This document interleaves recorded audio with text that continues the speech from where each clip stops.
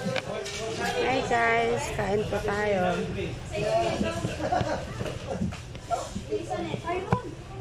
Ulam namin is tortang talong. Kain po.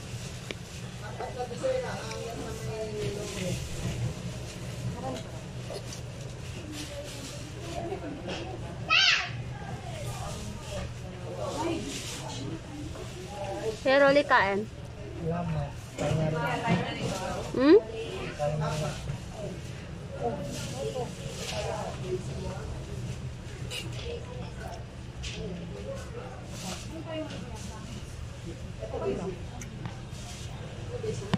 Wala ko lechon ito.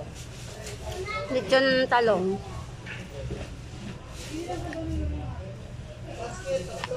Ay, wala pa binili na.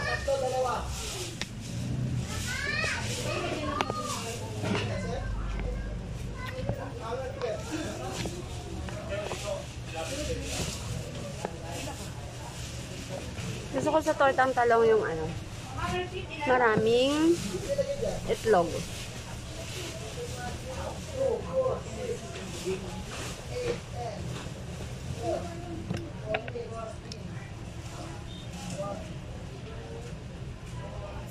Laki ng subo eh. No?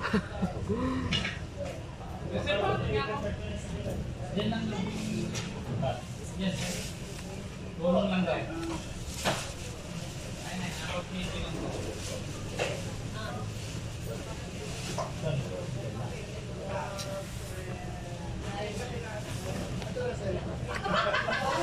Kala ko gagawin mo.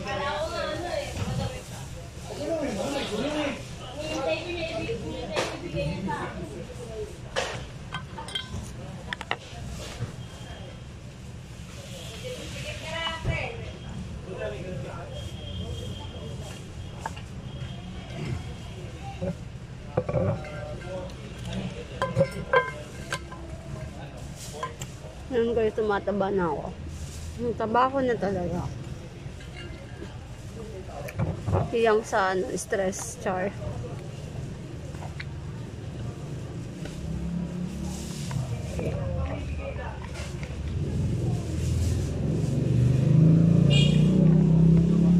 Nag-start na ako mag video kasi na-inspired ako sa Facebook. Diba? May YouTube na, may Facebook pa. So, puhunan mo lang talaga yung kapal ng mukha para mag-vlog. Kasi yung iba kasi, sinasabi nila ano, wala daw akong karapatang mag-vlog kasi wala daw akong ganda, ganun. Hindi naman kasi sa kagandahan yun eh. Hindi naman sa pagandahan. Bakit sila wamos, diba?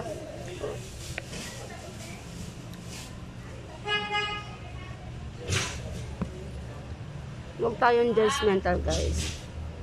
Okay? Kasi, mas magandang mamuhay na hindi ka nag-judge ng tao. Yung positive lang yung outlook sa buhay. Ganun. Pero dapat kasi, pag gumawa ka ng isang bagay na hindi bukal sa loob mo or ano, parang hindi maganda yung outlook. Hindi maganda yung kinalalabasan. Di ba? So, kailangan lang talaga ng ano, kung i-bash ka nila, walang pakialam, ganun. Huwag mo na lang siguro dibdibin, diba? Wala pala ako nun. Saan?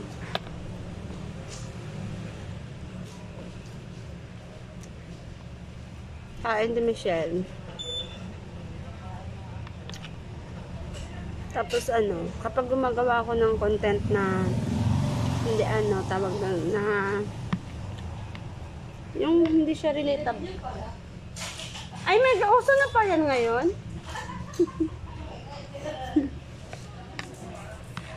Yun lang. Kailangan lang natin maging ano, palaban. Hindi naman pa as in palaban na makikipag ano ka. Yun lang. Tapangan mo lang, lakasan mo lang yung loob mo. Sa mga basher, ganun. Minsan nga kamag-anak mo pa, diba? Basher mo. Ang kaibigan, ganun. Kailangan lang talagang sigurain mo yung mga sasabihin o sinasabi nila.